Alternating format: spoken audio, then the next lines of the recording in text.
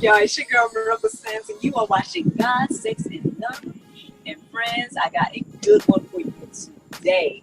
Now, ladies, I don't know. I'm going to talk to the ladies real quick, okay? Ladies, now, I don't know about you, but have you ever just wanted to be a fly on the wall in the man cave or at the barber shop or something like that, right? Well, in this segment, friends, we're going to do just that, because we are going to get the male perspective. I have three wonderful men of God that are joining me for a conversation about the attack on manhood that is happening right now.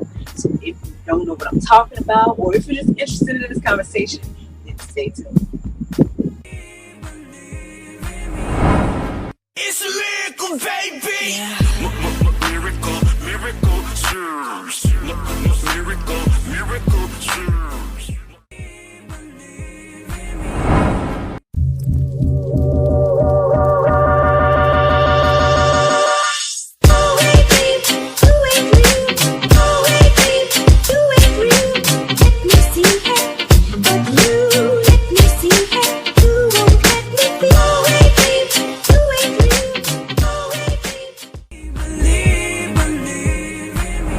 Back with the all-male panel. You all have seen all these gentlemen before, but I'll just go ahead and reintroduce them. Let's start we'll look the order of arrival today. Let's start with that. So first was Mr. Roderick English. He is back for a conversation. Thank you so much for joining me in. We got Ronyai Hawkins back as well. Peace and blessing, y'all. What's really good? And last but not least, I don't know why you laughing again. I don't know. Last but not least, again, we got Newman. Greetings. Back to have this important discussion. So, fellas, let's get it going. I want to know, do you, as men, and even as Christian men, I'm assuming that all y'all, just kidding. But I want to know, how do you all feel about the dynamic when it comes to manhood these days? Do you feel as if there's some type of attack on manhood right now? Yeah, I do. I feel right now with the media, it's being watered down, it's being pushed. It's more feminized again. And when you're watching TV shows, they take the strong man out of the family household, and it's like they're killing off the manly dynamic. And then even with sports, everything's watered down, and then it's more of a everything's sensitive. Everything's very sensitive. And until you can't be, you gotta be soft. You gotta be weak. And when you take away the strong man attributes that make up a man, you don't have that warrior that we're called to be. We're called to be servants. We're called to be protectors. And all those things that God put in us, which are natural, they're not bad. They got to be put in place. They're even though it's evil. So I believe in society now, they're killing off the manly urges that God put in us. What y'all got to say about that, men folk? So let me go to Neil. Neil, what you got to say? Go ahead, Neil. Why you going, Ronyai? He had his chops licked. He was about to say something. Oh, wait. I'm sorry. I didn't mean to cut you off. You was about to say something. Oh. Yeah, I was. But, you called Neil out first, so I was like, let the brother speak. Well, I just called him out because in the last episode, he was very, very quiet. And I was like, are you there, Neil? You know what I'm saying? Exactly. Yeah, all right. I'll go ahead. I do agree. I think the man is being watered down. I think it's kind of, it's a lot. It's just so much. But I think that's just the society that we live in, though. Especially here in America. I can't speak wholly for anywhere else because I don't live there. But I know in America, it's kind of like a slippery slope. It's you got some men that are just dang, that's bad. And then you got, people, the media trying to portray men that, they should be like this. They should be. I don't know how to explain it. It's just, I agree with Rod, though. I'll say that. I'm sorry. The floor is yours, Mr. Ronyai. I apologize for cutting you off earlier. It's all love, sis. We good. It's all good. I do agree also with what Rod said. I'm going to take it a little bit further. I believe that the nucleus family, many people don't realize that it's actually a very divine family. It was orchestrated by the creator of all life first and foremost. And anything that God does, he puts it in divine order. And anytime you take something that's out of divine order, then you got chaos, you got wreckage, you got hell, you got all kind of different things that are happening. There's an imbalance in the earth. There's an imbalance in the family dynamic. There's an imbalance in the community. There's an imbalance in our society. And many people don't want to call it what it is. And also, you know, within the last, I'll probably say about 400 years, there always has been an attack on men, period. Now it's more blatant, it's more upfront, and it's more, for a better lack of a term, demonic as well.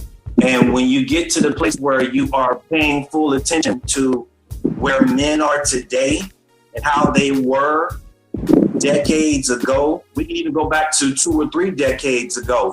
You know, there was something about the responsibility of men, what they were called to do, what their positions were in the family, in the household, outside of the household, when it comes to work, when it comes to providing, protecting, and to lead.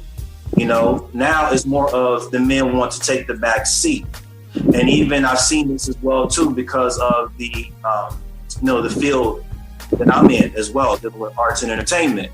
You know, now they're trying to basically deframe and rearrange the frame of the man. You know, now you got men running around with, you know, skirts on or dresses on or lipstick and, you know, all kind of other crazy stuff happening as well too. I'm not saying that men don't have a legal right to emotion. We do. You know, it depends on the certain situation that all men deal with, you know what I'm saying? Because every man deals with something different. However, when we're talking about it on a grand scale, there has always been an attack on men. I mean, now you have things such as from the school to prison pipeline.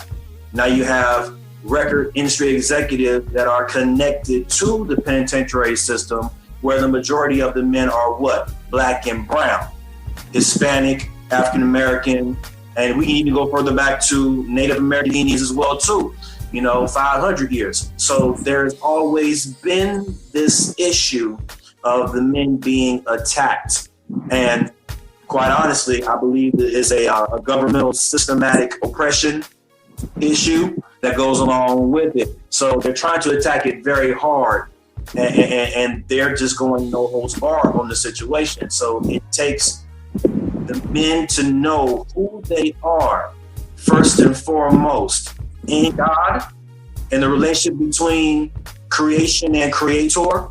And then also going past that, once the men know their responsibility and what they're called to do, like the women know, well, most of them, majority of them know what their responsibilities are and what they're called to do, then the unison and the unification within the dynamic will become more stronger. I feel like there's, oh, sorry. I want to piggyback off what he was saying. The problem with a lot of the men these days is they don't have examples. Like a woman from birth, y'all automatically know what your purpose is in life. Like, y'all are born to bring life into this world. Like, nobody really has to tell a woman what to be a woman. Y'all know, like, y'all come out the womb and y'all going. But it takes a man to show a young boy how to be a man. And a lot of people, right, you know, a lot of young boys, they don't have father figures. So you have single moms trying to raise a young man. And I know a lot of single moms, they do great jobs, but you can still see the void. Like, luckily, I thank God for my dad. Like, my dad was a dad. He's a dad, and he looks like a dad. And I look like a dad. Like, I don't look like a young dad. I look like a dad. It's a look that a dad has. It's a certain poise that a dad has. And those things are, especially in our community. And it's like, we don't see those things. And so when we don't see them, it's hard to imitate or duplicate something you don't see. And it's really depends like off that family dynamic, especially the black community. I mean, it's not talked about a lot, but I took my daughter to a daddy-daughter dance, and it was a beautiful thing. I saw nothing but fathers and their daughters. And a man came up, he said, "Ain't this beautiful?" I said, "It is." He said, "Well, you won't see this on TV." They'll show us walking around with our pants down, doing some gangster stuff, some thug stuff, selling some drugs, but they don't show us as the center of the family, as the head of the family. It's also on the church level too. Like spiritually, a lot of times they beat down men, so men don't go to the church. But when you see a father that's in church, you see the family in church, and you see the change in the family. Respect spirit, every level. I agree. Actually, that's pretty much what I was going to bring up as well. This not say it's a call for. I mean, I guess that's my way to explain it. Then a call for, no fathers in the home. I don't understand that. Fathers are so needed, and he just gave an awesome example of, why. But for both daughters and sons, the fathers are needed in the homes, and but we just like you guys just said, in our community, we don't really see a lot of fathers in homes, for whatever reasons, and I see a shift in that dynamic in regards to, like, when I scroll on social media and things like that. I mean, maybe it's just my timelines and stuff, but I mean, I'm seeing a lot of, married couples, and I see a lot of, families and stuff like that. But what you just said has also hit home, because I was like, wow, have I seen a daddy-daughter dance on the TV? And if not, then, I mean, I guess, that's something that I need to work on in regards to, when I create or things like that. But I think it's just very, men are needed, and so I don't understand why, other than the spiritual attack, but on the surface level, I don't understand, like, why there's this it just seems like even the feminine movement and everything like that is just this attack on men, or Can I say something? Because your love has set me free. I'm alive, yeah. Because your love made me believe in me. There's no time to get my nails done. Oh, I know. I went to unwindselfcare.com and got my 100% nail polish strips. Thanks, Unwind Self-Care.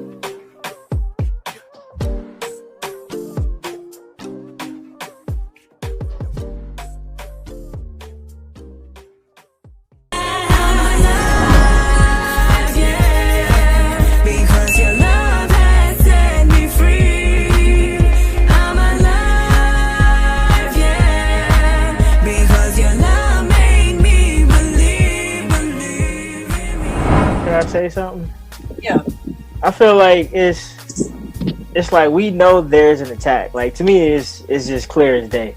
But I feel like I always like to look at stuff. Like for instance, it was like a study. I don't know if it was by Focus or the Family or not, but it was like a study that said, like, all of society's ills can be traced back to the father. Like, whether you have a good father that's like there, and that father like conveys identity on you.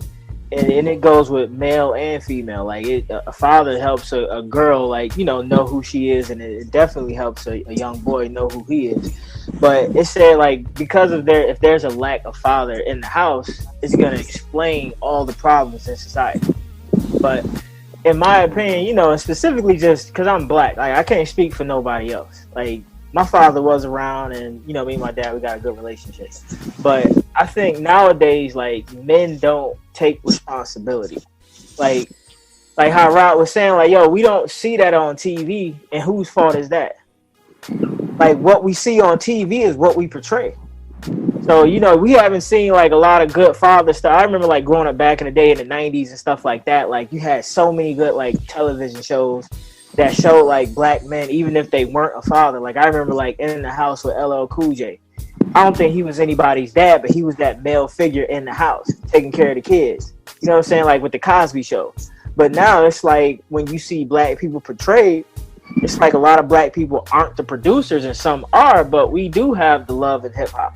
We do got the ratchet TV that everybody's so addicted to. So I think like because we don't take responsibility, like I remember somebody told me, they said like, yo, I didn't have a father growing up, so what I saw on TV, that was my dad. Like that's what raised me. So it's a you know, it's just multiple layers to it. So if you aren't monitoring what your child is watching, that's your responsibility. If you as a child or a teenager and you grow up as a man, and if you're watching that, that's still your responsibility because you're giving it ratings and you're making it popular. And if you have resources and you don't produce anything and you let everybody else dictate what you have and how they show you, it's like, okay, shame on you too. And if you're an actor or an actress and you know what, you're going to portray that role. Oh, that role is real, like blah, blah, blah. It's a lot of real roles out there. Why you going to take that one? Like, you know what I'm saying? Don't take everything everybody give you. Because I feel like as a black community here in America, we all have responsibility, and it's just on every single level, from the music to the media to everything. And if everybody actually like took responsibility and said like, hey, look, I want to see more of this, or we boycotting that, I think then we'll see a change. Because if you're going to leave it up to the media, they're going to portray you as being this whole thing of toxic masculinity. Like, what is that? Where did it come from? It's not even real. Like, to me, there's no such thing as toxic masculinity.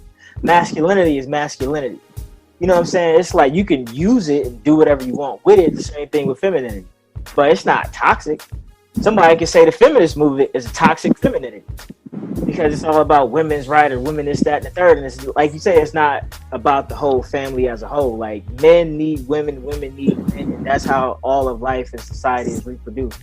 So I think it's more like a responsibility thing. Like, yo, we as a community, we ain't taking responsibility like everything. I agree. I want to piggyback off of what Neil just said as well too. Keep this in mind, that anytime manhood is being attacked, they're being attacked because man must understand that he is the foundation within the family. So if the manhood is the foundation within the family, keeping in mind, I'm gonna give you a perfect example. My father was always a construction worker. He was a cement finisher. He was a guy that did all the floors for supermarkets, theaters, things like that. So anytime the floor is being cemented and being worked on, it has to take a certain amount of days to let it dry and to let everything come together. Then the surveyor would come in and he would look things over and he'll say, okay, it's a go. We're going to go ahead and add things on so we can continue to build. Now, if they find cracks within the cement, that means that things are going to be delayed now. So we got to take a moment or two to, patch some things up. What I'm saying is this, that anytime you find cracks within manhood, cracks within the foundation, you're going to have a problem. And what Neil said is that the toxicity within masculinity and femininity comes from the imbalance within the family structure. And that's why things are poisoned the way that they are within the family dynamic. And that's why it continues to just keep spreading out the way that it is. And then also to add on is that you have the lack of respect for the elders that came before us. And a lot of the youth today, and even some of them in the generations that are ahead of us, they tend to forget that if you don't listen to the elders who have, as we say, been around the block a couple of times, you're going to miss out on a lot of lessons and a lot of sound wisdom from them. Because the scripture tells us that if you forget the old landmark, you have no sense of direction. How you going to make a blueprint or add a blueprint if you don't study the blueprint that came before us? So you got to make sure that what you're paying attention to Pay attention to the elders that did it before you, and just tune in and listen to what they have to say, and to allow them to teach you on the very area that you're trying to work on or develop or cultivate and get better in those areas. Because like Rod said earlier, you got to have those examples as a man teaching another man how to do it. You know what I'm saying? Now, there's different examples, but what example are you sharing with a man-child or a young man that's coming into not just adolescence, but going into a young adulthood? That's very, very important. Anything from 12 years old all the way through, adulthood, 18, 19, 20, so on and so forth. Those are some very pivotal moments and very crucial moments in a young man's life, where now that development starts to come into play. Now those things are becoming cemented in his psyche and in his spirit and in his emotion, to know that, yeah, son, it's okay to cry. It's okay to express yourself. It's okay to do X, Y, and Z. That doesn't make you, a punk. That don't make you soft. That don't make you anything like that. You still a man. You have every God-given legal right to express yourself and feel a certain way.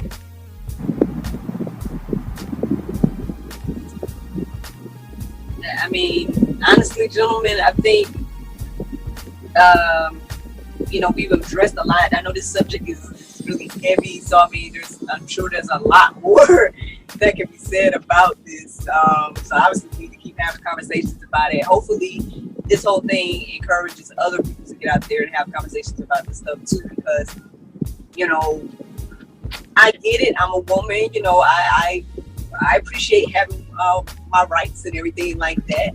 And at the same time, I don't think that diminishes who a man is, and I don't have to diminish who a man is, to, at least not in our house. Yeah, I don't know how everybody else operates or whatever, but I mean, I respect my husband in the position he's in, and he respects me in the position I'm in, and it's like, I don't understand why it has to be so, we need to bring the men down in order for the women to be lifted up. I don't get that. But friends, I know we probably have to wrap the conversation up, but I guess if you gentlemen have like a final thought that you all would like to say to the people in regards to this, what would it be?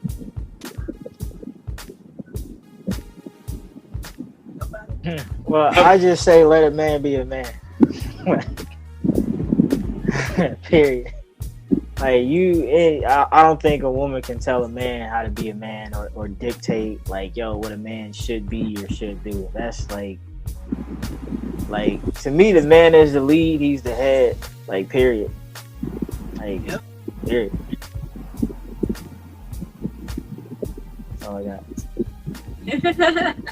I believe we just need to get back to the order and the order of things, and especially in my household, I'm the head of the house, but I don't look down at my wife. I look at my wife, and my wife looks at me, and our kids imitate the things that we do.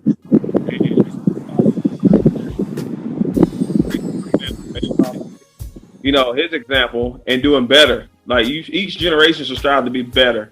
So you should want to do better. If you didn't have a good father, you should strive to be a good father. If you didn't have a good mother as a woman, you should strive to be a good mother. If you thought she wasn't loving, you should be loving. If you thought as if your father was distant, you don't be distant. You have to do better. Each generation should strive to be better. I tell my kids every day, I want you to be better than me, and I want you to achieve things far beyond that I can ever think about. So I think as a father, the thing I should say is, be the foundation. Like you're saying, your children should stand up on your back, and you should be the force to walk them to their destiny. Absolutely. I agree, Rod. Absolutely. I would say my final thoughts are, we need to learn how to be patient with one another. We need to learn how to love a little bit more, have more compassion on one another, and learn how to uplift one another, encourage one another, build one another up, and stop the tearing down, because we all need each other. The man needs the woman, and the woman needs the man. You know, again, that's the perfect balance. That is the divine balance from the very beginning. Not allow society or government officials or a system tell you how it's supposed to be done, because the blueprint was already made before we even got here to this planet. You know, we already have something that's laid a foundation, and we need to make sure that we go back to the very beginning the way that they did. And again, also keeping in mind that if we learn how to, again, to reiterate, let's learn how to be patient with one another, have some mercy and compassion with one another, forgive. You know, people come with different scars. People come with different traumatic issues. Learn how to love through those flaws. Learn how to love through that individual as they're going through healing themselves. We all have the power of choice. And as I said, we have the power of choice to fix the situation. And whoever didn't do it for you while you were growing up, that should be your goal. That should be your aim. You should strive towards that. I want to thank you all so much for letting little old me get a peek into your mind and this conversation of the male perspective. I thank you all, each of you, so much for what you guys have contributed to this conversation, and I look forward to talking to you all and having many, many more conversations in the future. If you all are willing to come on back. Because your love has set me free. I'm alive, yeah. Because your love made me believe in me. There's no time to get my nails done. Oh, I know. I went to unwindselfcare.com and got my 100% nail polish strips. Thanks, Unwind Self-Care.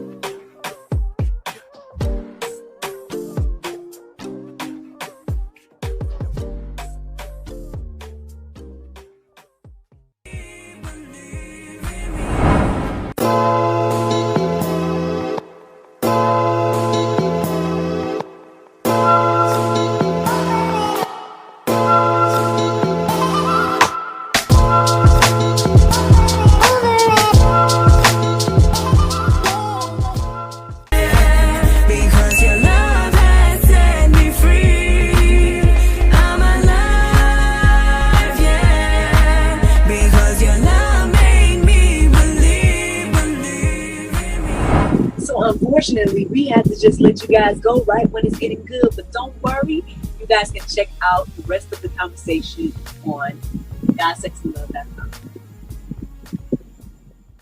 So I have a question for you men folk, all right?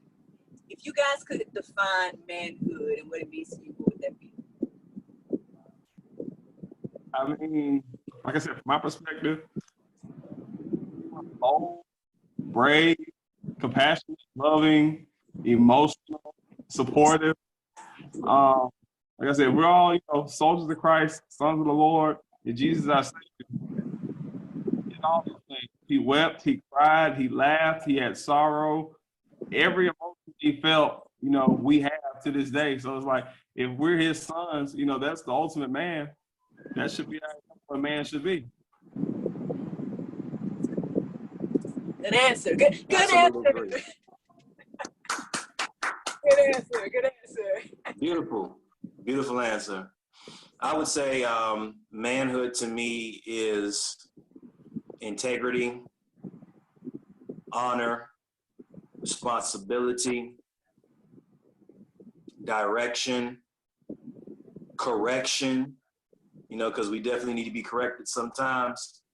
And then also men tend to forget about being submissive. I know that they want the woman to be submissive to the man, but then also in that divine order, man must be submissive to God as well for their marriage or for their relationship to actually flow in harmony and also with understanding. So that's what manhood is to me, to be able to have the integrity, to have the compassion, to have loyalty, You know, that sometimes never comes up either, that particular word, loyalty. To have an ear to understand. Wisdom is part of manhood. Experience is part of manhood. And also to have love within oneself as well. That's what manhood is to me. And men don't have a problem with being able to express themselves in a loving mood or in a loving manner.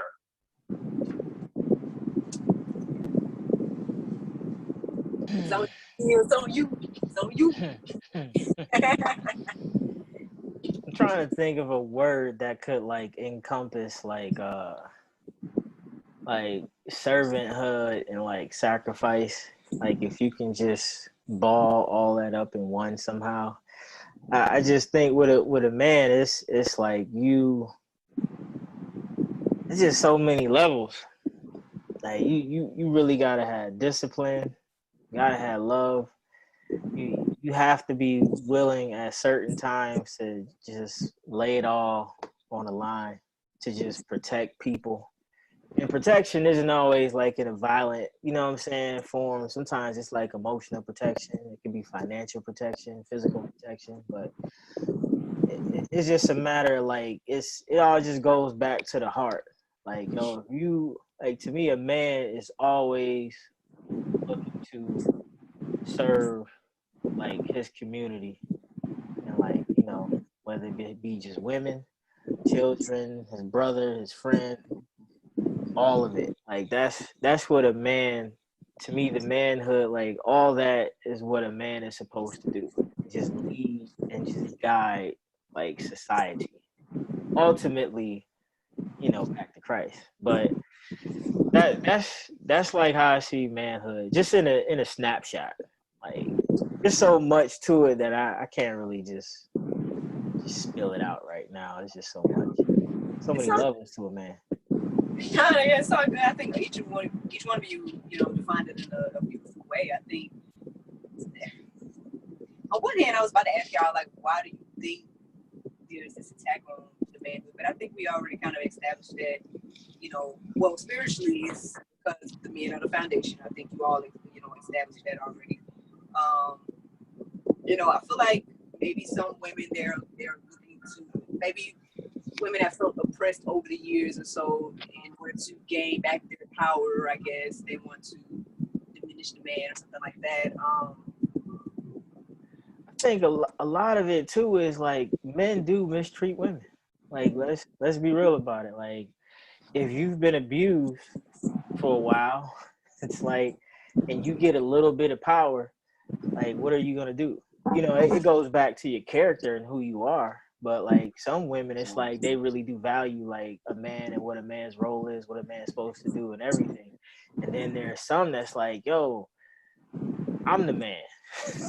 You know what I'm saying? Like I wear the pants now. I'm the breadwinner. I do this. I do that. I don't need you. It's just like, man, like it's when you think of like how women, especially like in America, like, you know, with women's rights and stuff like that, that started with white women. It's like, hey, white man, we want to sit at your table. You know, yeah, you got these slaves over here, and you sleep with these Indians, and you sleep with the slaves and all that, but we want a piece of the action too. You know what I'm saying? So then you got the women's liberty movement, you got women's suffrage, and you know, and over time, like black women were infused in that. But me, I gotta stick with, because I'm black, I just, you know, my focus is first like my community. So I think at some point, black women and black men, we were all together. Like when we were being lynched, like we were just rocking with each other. But it was like after the civil rights movement, you know, it's like with certain laws and, you know, about like, you know, like food stamps and the help from the government assistance, you know, keeping the men out the house, putting men in prison and stuff like that. Like that's a real thing. It's just not a conspiracy. It's just reality. So with that, you kind of gave birth to a different type of woman. Like a woman is left to just fend for herself and raise her kids on her own, in a sense. And the man, he's like, yo, I'm out here being killed. I'm being put up in prison. and falsely, and so many things are happening, you start to create this animosity amongst men and women. And so that dynamic just kind of just changed. And I feel like now we're just trying to get back to it, but like it's that warfare that's happening, like the attack on manhood and everything. It's like, no, like, yo, we gotta like destroy the black family. We gotta keep them separate. It's like, who cares about the children? You know what I mean? But that's how I feel like that's, like, to me, that's what's going on. Mm-hmm. I agree with Neil too on that subject matter as well, because again, that is part of the master agenda that's been plaguing men, but especially black men, men of African descent, and even again indigenous Native American Indian men as well too. And we can even go to right there on that slavery auction block, in South Carolina.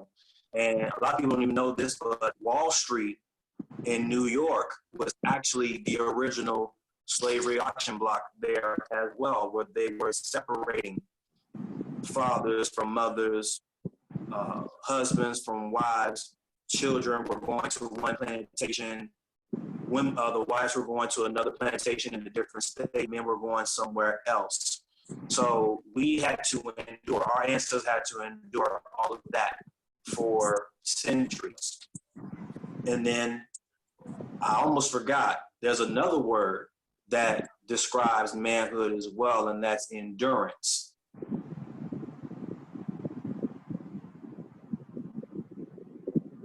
We had to go through that matter.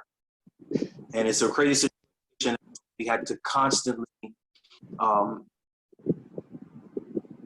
go into prayer or even gain that strength and that sanity for our mental state is not all over the place either, because we're witnessing these things that are happening around our people. So yeah, the agenda has always been there, but I think now it's just more in plain sight. That's what's happening right now in front of us.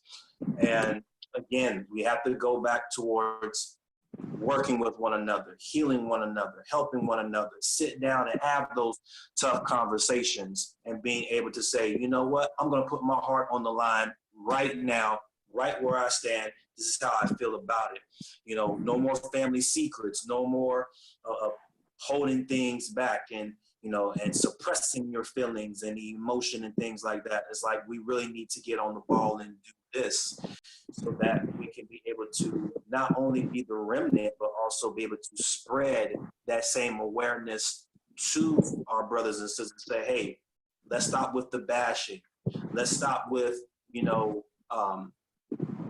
music, in our culture, in our art, and in TV, and in acting, and in film work. Let's stop depicting men as pimps. Let's stop depicting women as, pardon my French, whores, and women on the red light district and all this other kind of crazy stuff, or he's a criminal, or he is a thug, or he is this, that, and the third. Well, no, we are more than that. And I think also this also contributes to the public school system as well. And I had a conversation with a friend of mine a couple of weeks ago. We talked about this from elementary, middle school, high school. When they started talking about Black History Month, what did they always do? They always start with how our people were in slavery. They never talked about how we were pre-slavery from the very beginning. We had kings and queens and tribes and kingdoms and all these different beautiful royal heirs, etc., that they chose not to implement within textbooks. But then as we move forward, now we're starting to talk about it more and more, because now people are starting to dig for the truth. They really want to know what really happened and how the way our people were operating before this little time period came into play.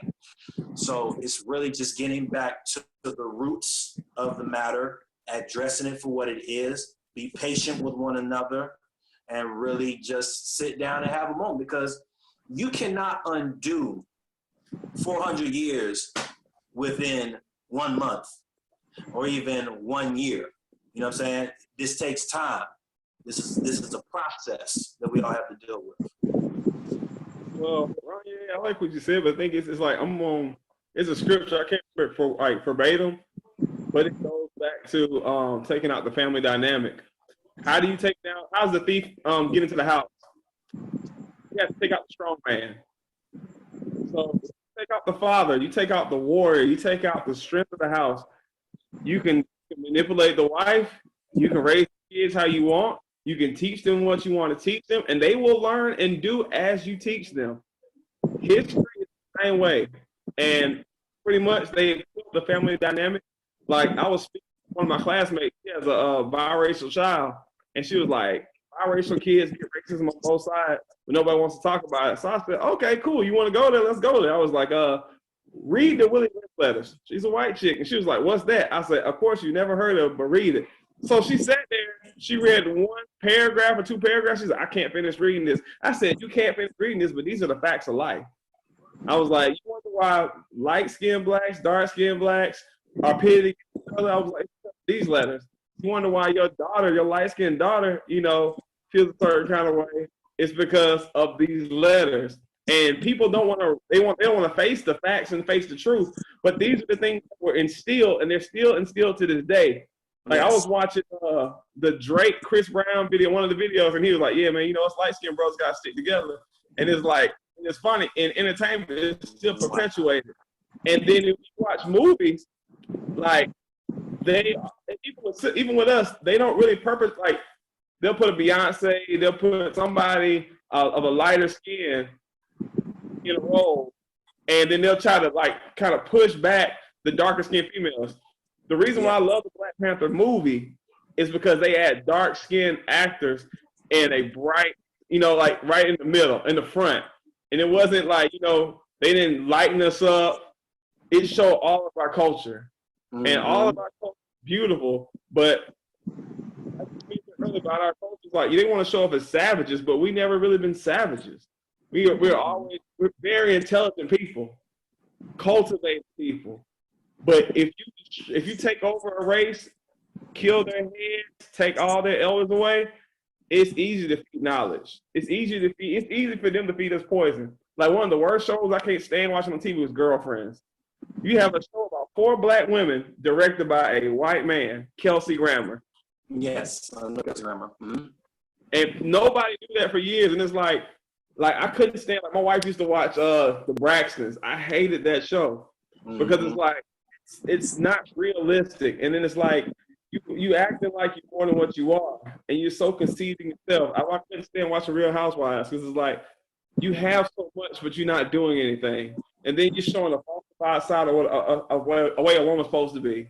Like you can use your platform to do amazing things, and like I feel bad for entertainers because the Lord, like there's been so many celebrities that had encounters with the Lord before they die, and they'd be like, "Lord, what have I done wrong?" He was like, "You had a platform and you didn't mention my name. You had a platform, you didn't mention my son's name. You didn't mention who put you here, but you glorify yourself."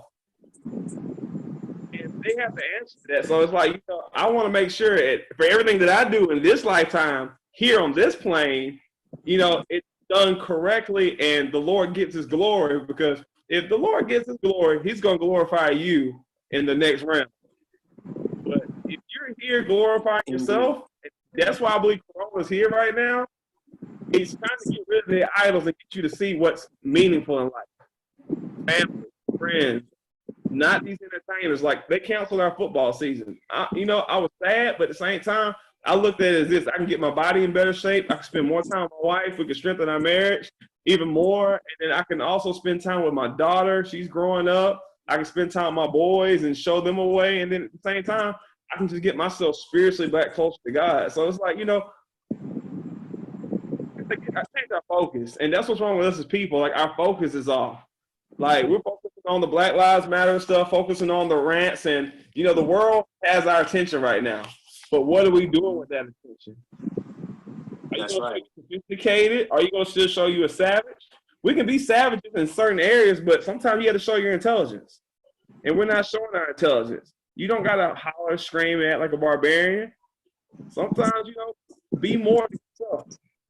Be more than what they want you to be. There's so much that we've done with conversations, different communities coming together and just doing this, talking,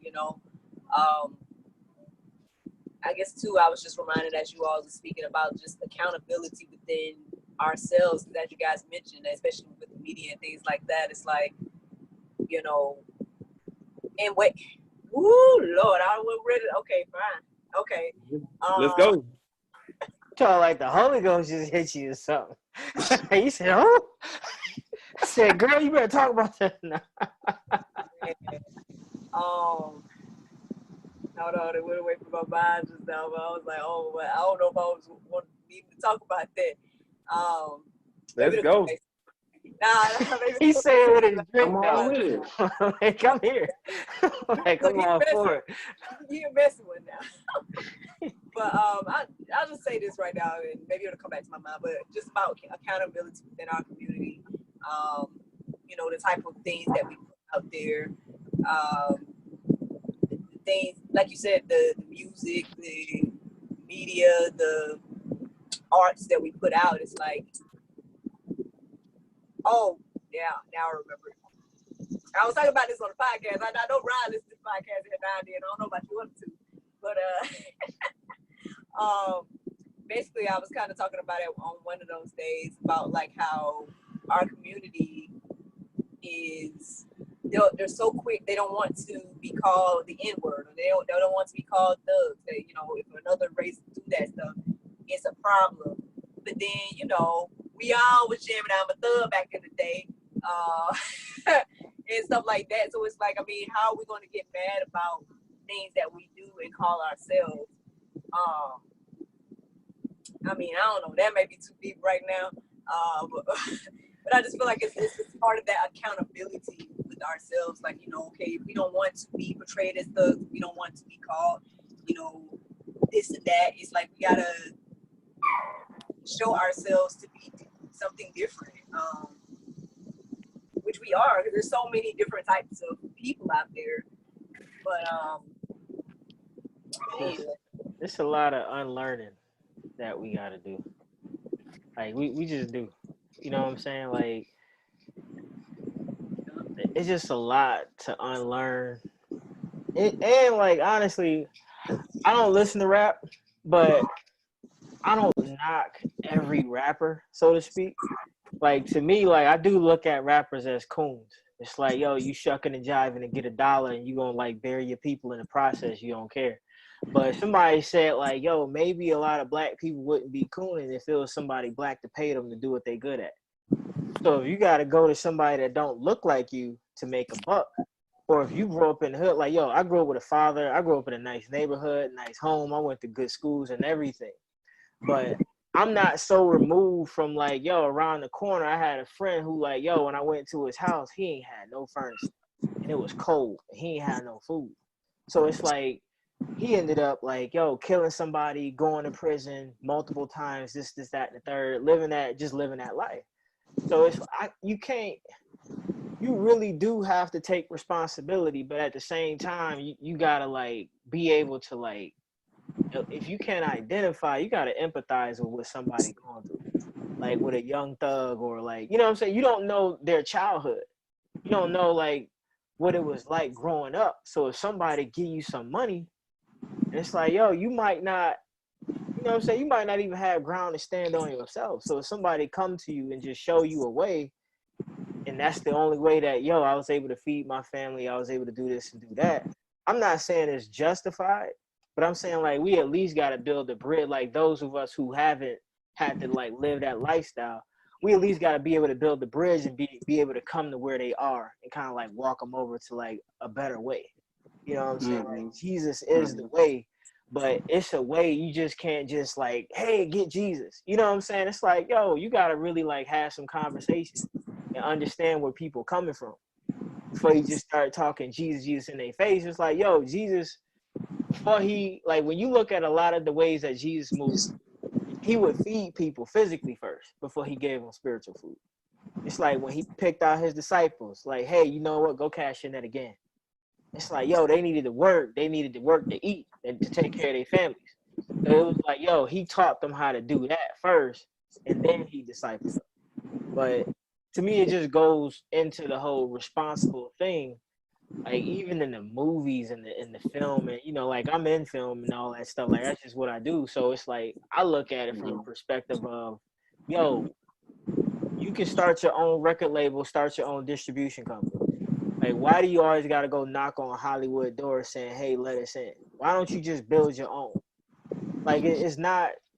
You can do it. Like, yo, right now I'm making a sci-fi fantasy film, and it's like, yo, because I don't.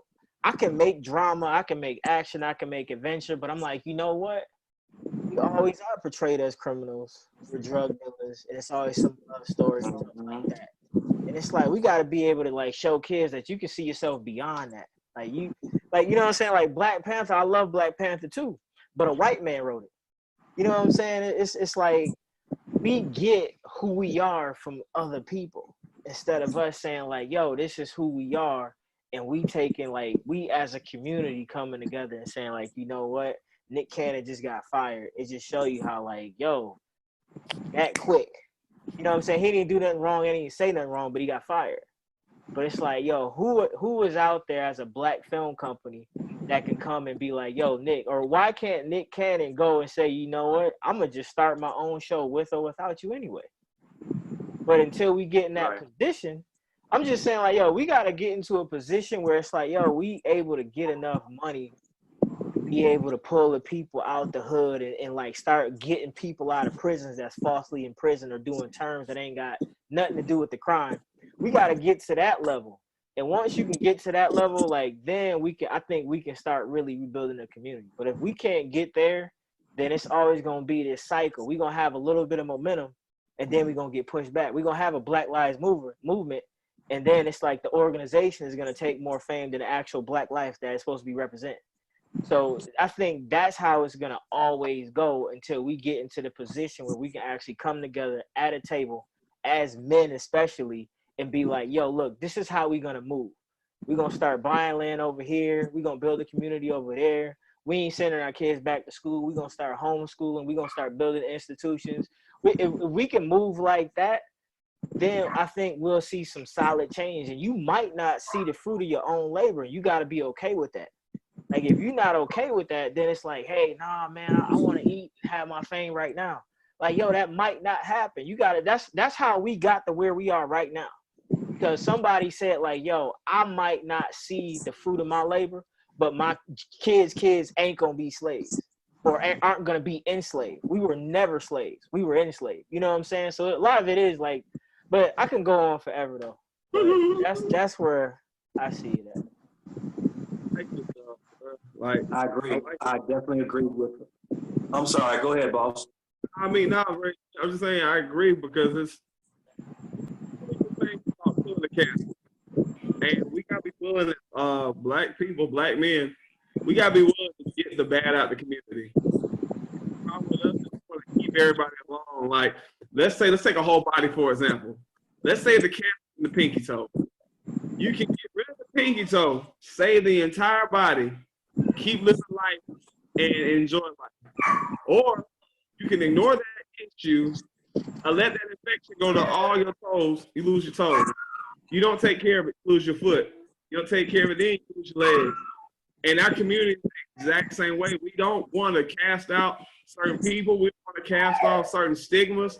If you don't want to be called the N-word, stop acting like one. Stop giving people a reason to call you one. Stop doing things to perpetrate, being one. Like, being a big dude, I'm 6'1", 300 some pounds. My dad always told me, he said, son, you're a big man. Like, demeanor a lot. He said, you don't have to say anything. He said, but you have to speak to comfort people down. So naturally, when people come up to us, they look at us, they're already scared. Big, small, whatever. They have that, they look at us. But the thing is, when I come on start talking, it calms people down. And we as Black people, we also have to use our intelligence. We have to use our intellect. We don't use our intellect at all. And it's like, we have to start thinking outside the box. If we want to better the community, we got to get people out the community. And then also, if you really want to know your your past. We have to take time to learn for ourselves. Like, yeah, a white dude did break Black Panther, but at the same time, I'm a big Mike fan now, but Michael Jackson tried to do the film about Egypt back in the early 90s. They gave so much hate because they didn't want people to understand that Egypt was black. So he didn't make the video, and he depicted all black in the video. So it's like there have been people that try to take a stance for our community and our history, but they get watched out. So it's like it's our job as our parents, as mentors, as leaders, use our platform to talk about who we are, the things that we can do. But until it's like until we just shut, like you said, it's true like the Matrix to me. You do have to like straight reprogram your life. You got to reprogram your thinking. You got to reprogram even when it comes to your faith. Like when I started really having a relationship with the Lord, it was hard for me to read the Bible because it's like, okay, Lord, I'm talking to you and you're speaking this, but I was taught this. Like the term slave in the Bible drives me nuts actually, because the Lord said I didn't mean to put you in. I'm not putting you in slavery. If the Lord is everything, He's freedom. So why do I have to be a slave to somebody? And He told me I'm freeing Him.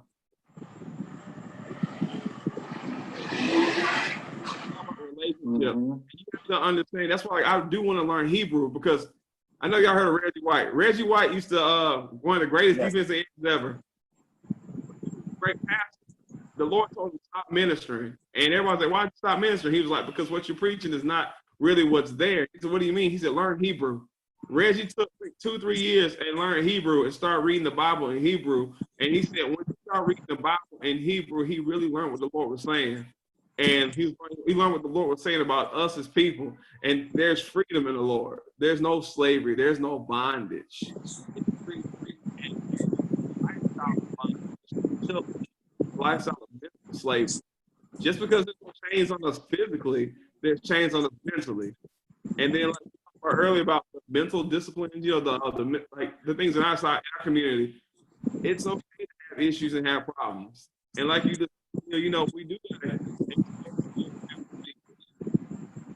like if you don't expose what's in your past, it's gonna come back in your future. It may not come through you, but it may come through a child. And it may come through the next generation. Everything has to be uncovered, everything has to be discussed, and it has to be on a clean slate. But again,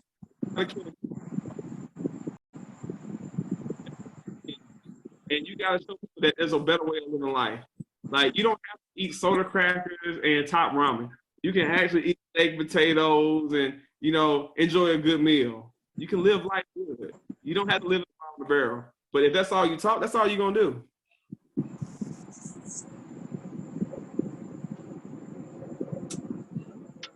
I got a lot. I'm sorry. I feel you. I'm with you. No, that was really good. That's very, very good. I wanted to piggyback just for a split second on what Rod had said. And there was a scripture that came to my mind. It's in Hosea chapter 4, verse 6, where it says, "My people perish because of the lack of knowledge. And when you reject knowledge, you reject God." So I say all that to say this. Neil had mentioned about the music industry for a little bit. And if y'all recall how hip hop actually started in the very beginning, it was based on the principles of family, love, unity, and peace. When hip hop started to get this momentum and it started becoming a very popular art form and a particular sound, the recording industry, the record labels, the executives, they got a hold of it. And then somewhere around 1988, 89, when NWA came into the picture, that's when those principles, because we had a lot of rappers that were considered conscious or considered positive music, they were taken and thrown to the side. Then enters NWA and a lot of the gangster rap after that, right? So then the executives, they said, well, we're going to take this art form and we're going to push it even further. So that's where it became this perpetuating vicious cycle that ran through our communities and many others. So people started looking at Black folks, especially Black men, as, oh, this is how the way they live, supposedly. And this is how the way this is going down. Well, this is how the way that's going down, et cetera, et cetera. And somewhere down the line, many people have accepted it for what it is, right? But then we also say, well, it doesn't have to be that way, because now we're getting people that are fully awakening from the sleep, proverbially and spiritually. People are starting to wake up now and saying, we don't have to take this anymore because we see what's happening.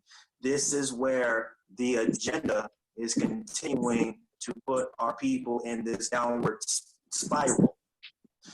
And if we get back to the course of how the way things were when God created it from the very beginning, it was always about life. It was never about death. And even Deuteronomy 29 talks about the same thing as well. It was a certain period of time where, yes, he wanted his people to thrive and to flourish and to have the good of the land, but at the same time, he didn't want them to be so stubborn and hard-headed and prideful and greedy. That's where we started going the other direction. They started to complain. What happened? When they came out of Egypt. That's when everything started becoming a downward spiral as well. I'm just putting two and two together to let y'all know that you see what happens when you come off the course that God already prepared for you. That's not the way we're supposed to go. Even in the music, I'm right there with y'all. I didn't like it. I grew up on hip hop. I grew up on R&B. I grew up on gospel. I grew up on a lot of different styles, a lot of different sounds. Now, the stuff that they're saying today, I don't even digest that stuff because I think it's nonsense what they're saying. It don't make no sense to me. It's like you're continuing to push the agenda that the system wants us to do, to destroy each other. And that's not the plans that Yahshua set to us from the very beginning. So I don't accept it. I know that my brothers on here don't accept it. So it's our responsibility and our sole purpose is to change the dynamic for what it truly is. Oh. No, I'm just listening. I'm just so But, and to me, this is the answer, right? Like, and I don't know how it's whatever, but like the church, in my opinion, has at least the church in the black community. However, you can say the church as a whole, but let's talk about like the church in the black community and how it hasn't done the best job that it could to lead us to where we are right now.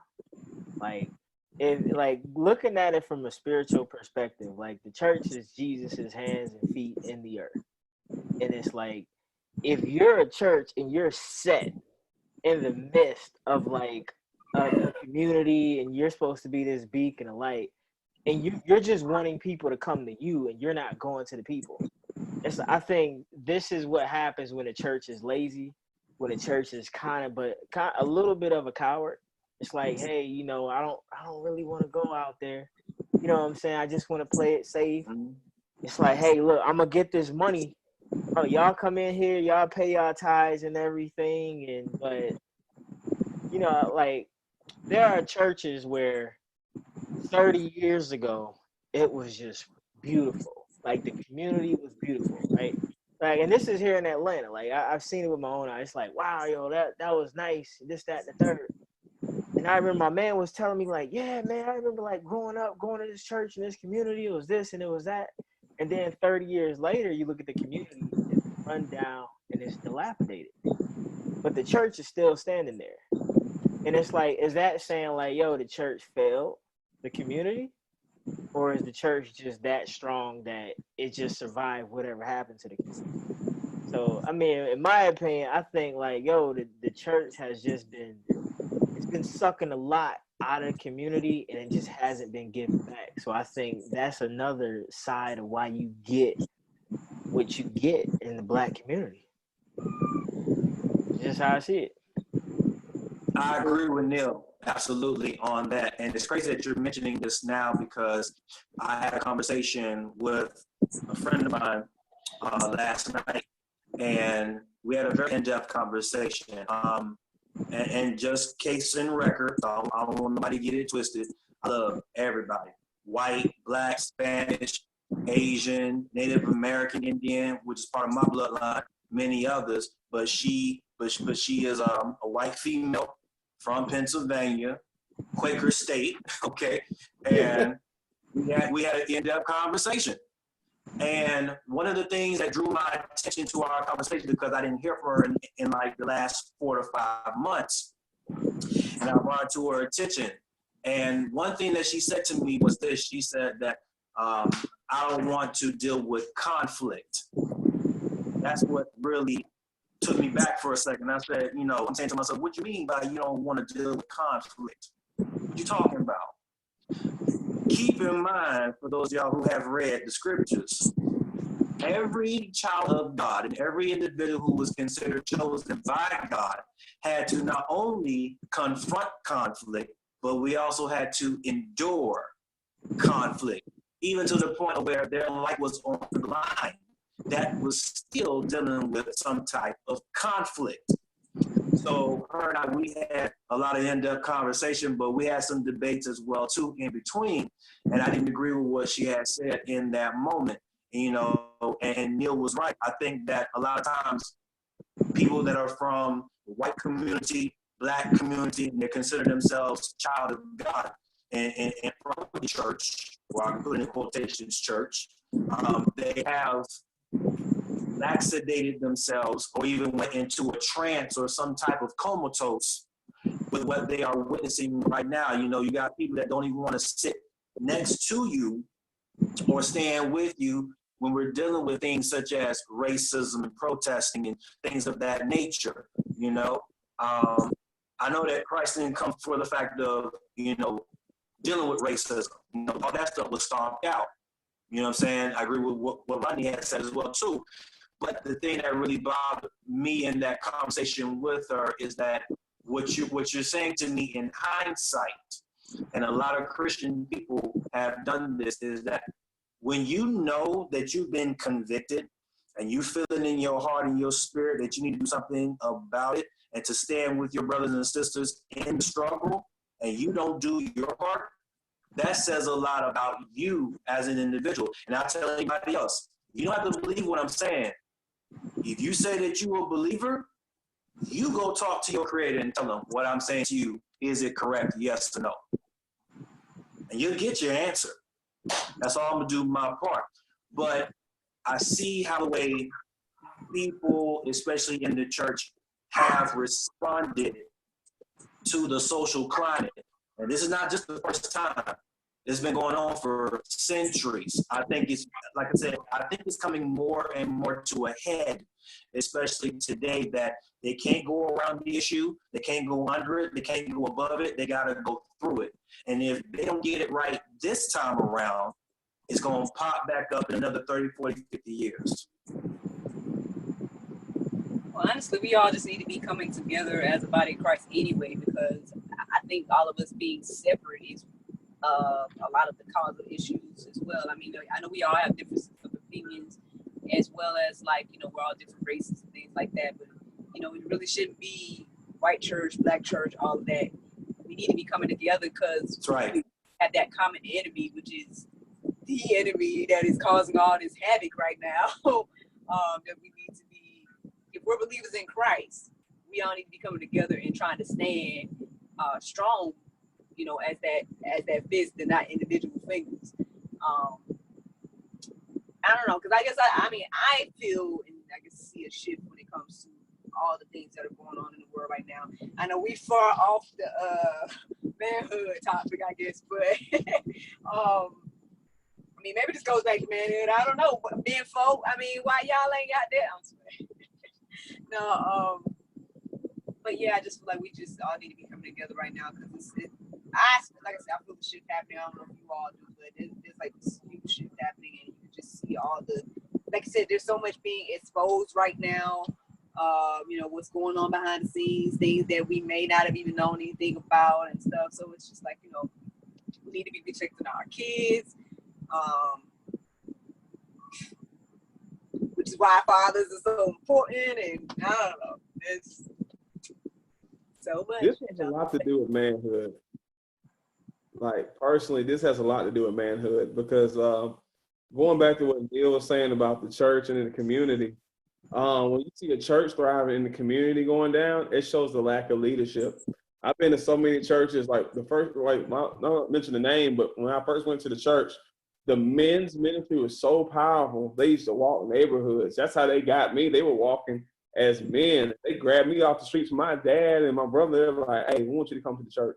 And then when we went to the church, the power of the Holy Spirit was just there. And there's a different spirit when men come together under the Lord. It's a whole nother spirit. It's a whole nother ball game. And everything around us was completely different. And the church, like, I was called the pastor at 18 years old. And when it's time, it's time. But the Lord showed me how the church is supposed to be ran. The church is supposed to be a storehouse for the people, not the storehouse for one man to sit on the throne. If a pastor is collecting money and he's flourishing, but his members aren't flourishing, if the surrounding areas around him aren't flourishing, that's not a house of God, because the church is for the people. The money is for the people. If the neighborhood is not growing, then it lets you know the lack of spiritual growth the church has. And you have a lot of that going on. The one thing I will say about white churches, I'm sorry, they put back in their community. And see, we're not taught to go back in our community. We do church like we sell drugs. We glitter and glamorize ourselves. We speak down to those below us, and then we live our lives. And then we mask it in holiness. But when we truly get where God wants us to be, when we get to where God wants us to be, truly humble, truly serving, back in the leadership role, and everyone gets in order, the church can be in order. Your community will be in order. So all this has a lot to do with manhood, being attacking the ministry with them. Because it's supposed to be fought, like, even with young ladies, you're supposed to have the mothers in the church to direct these young ladies on being women, correcting them. But how can a mother correct the child when they're doing the same thing?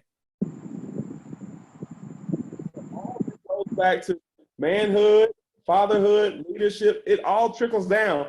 Like Ronyai said at the beginning, it goes back to the nucleus. It goes back to the center. If these things aren't correct in the center, it won't be corrected in God's house, because God's house is not a building. It's truly in us. And if the church is flawed, the church in my house is going to be flawed. And if God gives me a building, that church is going to be flawed just as well as my inner being. So it's like, we have to get this church right before we get it right. And that's what's wrong with everything. So it goes back to the first creation. God gave man the world. He said, Adam, I want you to watch over all my creation, not just human beings, everything alike. So if I'm called the pastor, I can't just care about the building. I can care about me. I can care about, Neil, Ronyai, you. I can care about your family. Hey, do y'all got food? Do y'all got supplies? You got gas money? You need a job. Like, what? These are the things the church is lacking. I've seen for a long time people like with those scriptures, don't muzzle an ox and 700. I'll go attack with a pastor. I don't care, because God put that anointing in me. And you're like Jesus, walk and talk like Jesus. You got to be humble like Jesus. You got to serve like Jesus. You got to give like Jesus. He gave more than he took, and he multiplied what he gave. So if you're not walking that walk, you need to be quiet.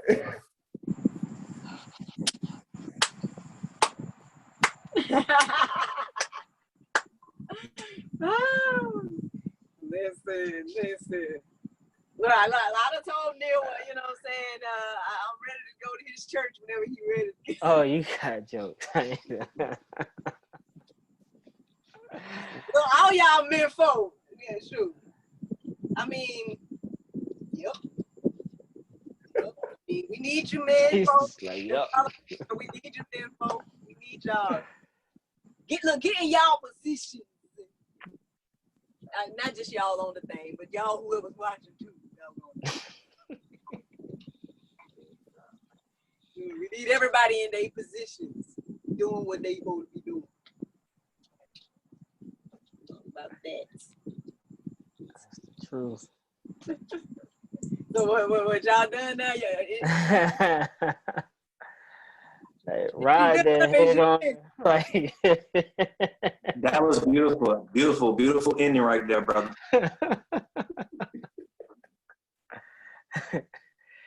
I ain't got nothing else to say after that. Like, that's the I'm good truth with that. right there. Like, that is it. Period. Like, that's it. Okay, we need to take that part and just make it a commercial or something. Yeah. Just put it out there. I just care about, man, the Lord's house, man. And like, you know how everybody's so divided? No matter how hard I try, I can't be divided. How much I try to hate, I can't hate. And it's truly the Spirit of the Lord has always been in my life. And I know how he wants his business. I really care about God's house. The Lord told me, like, it's not about you. And that's what's wrong with church. Like, we condemn so much. It ain't about the sins that we do. It's about the condition of your heart. What's it is. That's it. If you really read the Bible as it is, everyone he used was a straight screw up. And they accomplished amazing things. The people he bestowed power on were not goody two-shoes.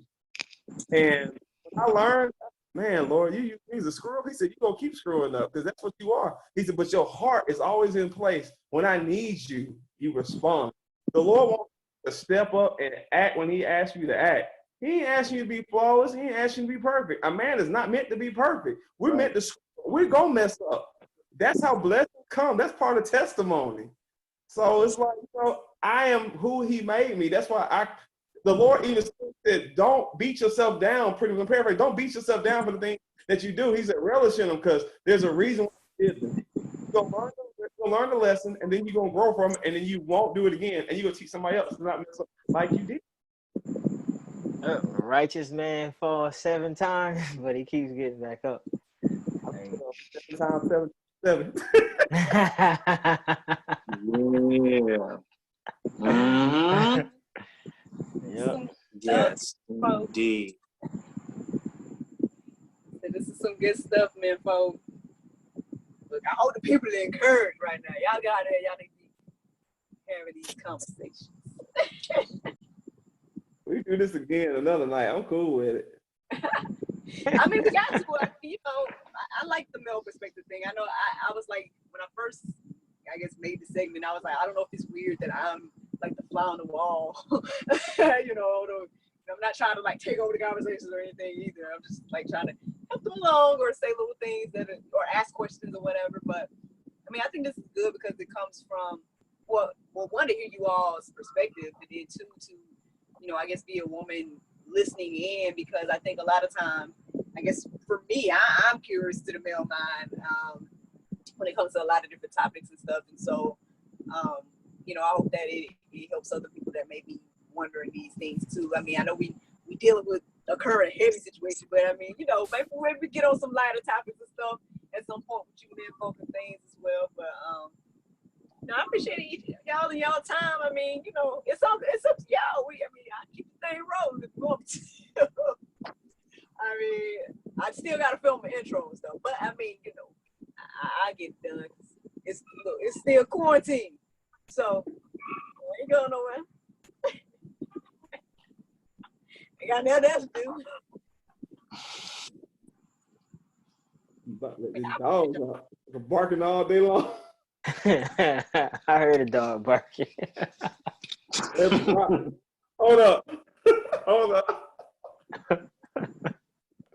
But he got a dog barking. But I'm good. I'm going to have to sign off in like 2 minutes. But I think I said my piece and said what I had to say. But everybody was on point. Yeah. Throughout the entire conversation, it was just on point all the way through. So we hit a lot of great targets. So I'm definitely blessed. I'm definitely excited. Definitely want to see more growth through the entire process.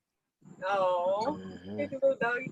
I appreciate that. Yeah, like I said, you was somebody that just reached out on the page. You know what I'm saying? And now you've been in so many episodes. You just part of you're part of the family. I already told you that. I think one of our first conversations I told you that. But Yeah. Wait, y'all didn't know each other before this? No. Get out of here, yo. Crazy. Wow. I reached out to her. I reached out to her first, actually. Yeah. Wow. Yeah, that's the Lord right there. Right. That's what I'm Yes, saying. it This is. whole thing, like, okay, yeah, God, Sex, and Love has been on my heart for years, and I've been trying to figure out like how am I going to do it. And like I said, I was so close to filming the show right before COVID hit that I was like, man. And so when we quarantined, whatever, I'm saying, like, I mean, I still want to do this. Like, I got to figure out or whatever. And somebody basically just threw out the idea about a podcast again, which Dario told me to do like last year, but I just was like, you know, I just feel like he kept trying to add stuff to my plate because I'm always doing everything alone. But anyway, he was right the whole time. and so then, you know what? No, That's that man in the house. You know? No, I was gonna do it as a blog. So I asked him about like what he thought of that. But see, that would have been literally me writing all my thoughts, and that probably ain't a good thing because I can be all over the place, especially with these here topics. So, but he mentioned the podcast, and I was like, blog and podcast sounds like a lot of work, husband. But like I said, roll around to this year, I figured out a way to do the podcast, and then from there, you know, that just started in April, y'all, and look where we at. You know what I'm saying? I met Ronyai, got, Roderick on board, got you on board. Like, I mean, the craziest thing, I'm just gonna remember this forever. Like, the craziest thing thus far, other than getting the show and stuff, is that when I had that girl from Mexico hit me up and inbox me asking questions about, like, just seeking advice. And I'm just like, wow. That's awesome. because she heard the podcast and she just asked, and I'm like, and she could have asked anybody, you know, the advice that she asked me, but that was just so crazy to me because I'm like, I'm still just getting started, like, you know, just started in April and somebody in Mexico heard the podcast, like, so That's real. I mean, obviously God is doing something, you know, with this, and so I've had some naysayers, or I've had some people questioning different things. But I'm trying to just, you know, block that stuff and just keep going because, you know, I feel like it's not even on me. I feel like it's just God opening doors and I'm just walking through because I'm like, all right, cool. You know, that's pretty much what's going on my end. So I appreciate you all just even taking out the time to join me in any capacity to you know, help me bring this vision to life and stuff like that. And I feel like this segment right here, the male perspective, is important. So I appreciate you all taking out the time to do this. Thank you for having me. Thank you for the invite, yo. Absolutely. Greatly appreciate it. Very humble. Mm-hmm. Oh, no problem, man. Well, I won't be long y'all's time. I mean, like I said, it's on y'all. I know Ronyai said he finna peace out. Yeah, family calling, so I gotta holler y'all. All right, Ryan. Yes, peace, Neil. Peace. Yes, sir. Rod, good meeting you, brother. Too, man. Blessings to you. For sure. Stay in touch, man. Good to see you, man. Love the dog, man. It's a beautiful dog right there. Yes, sir. Man's best friend. Yeah. You calling all that noise. All right. All right, Miracle. Sis, Yes, much love to you. Appreciate you. Definitely. I'll talk to you soon. all right. All right. Sounds like a plan. All right. Well, what y'all? He done brought the dog, right? What y'all? Y'all still we feel for some talk. Yeah, I gotta pick another topic for y'all. No, man. He's straight chilling. Hey, he a big baby, bro. He look like that's who he is. Like, shoot. He about 15 weeks. He a cane corso blue. I've never heard of that before. It's Wow. a blue. Like, he come from a blue pit. The mama was blue, and Oh, the dad was cane corso, but he black and with a little white trim. wow. What's his name? Brock. Right. He look clean too. He He's look shiny. He look like a panther, yo. Dog sweet, good dog. Kids love him. Easy to train. Like, easy to train. Mhm. I mean, I might could do a small dog. I don't know about a big dog. You don't want no little big ankle body. You want a big dog. Yeah, hubby want a big dog. Well, I don't know if he want one. You need a big dog. We used to talk about it, talking about something. We can get a puppy that grows up with our child at the same time. Like before we had NJ, that's what he would be talking about. And I'm like, so I'm gonna be with the puppy and the baby all day? Like that's the plan. Son No. is. Shonda is. And like, I'm gonna tell you something. Like people give pit bulls a bad name. We grew up with pit bulls. They're good dogs. They're protected dogs. They're family dogs. And this one, he a family dog. Like people come over the house. People play with him. I mean, and really, dogs take the spirit of the owner. So if you got a good spirit, your dog gonna be calm. Wow. You know, if you see a dog that's got nasty personality, his owner's got nasty personalities. Dogs will let you know a lot about a person. That's true. That is true. Yeah, my friend had a pit. He was a big old kid, yo. Maybe I thought a pit looked different. But then again, I got my contacts on, no glasses, so that's probably why I'm like. Hold on for a second. I don't know what a pit looks like. I just never seen one that looked like that before, yo. Yeah, that's what I'm saying. I thought the pits look different. Like they look like. Yeah, he a rare breed right there. Like maybe not hair. Maybe pits don't have a lot of hair. That's what maybe I thought. Nah, he a mixed breed. He a cane corso. Them dogs get really big, and then he mixed with pit. So he got 2 pit families in one. Oh, okay, gotcha. Wow. Because he got tight fur, like real tight fur.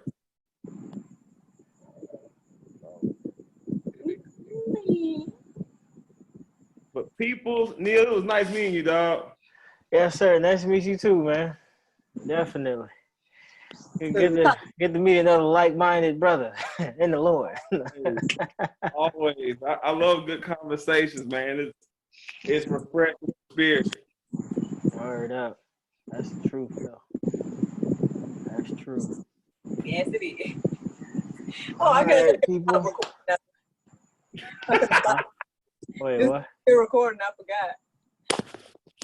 Oh, yeah, I noticed that. Yeah.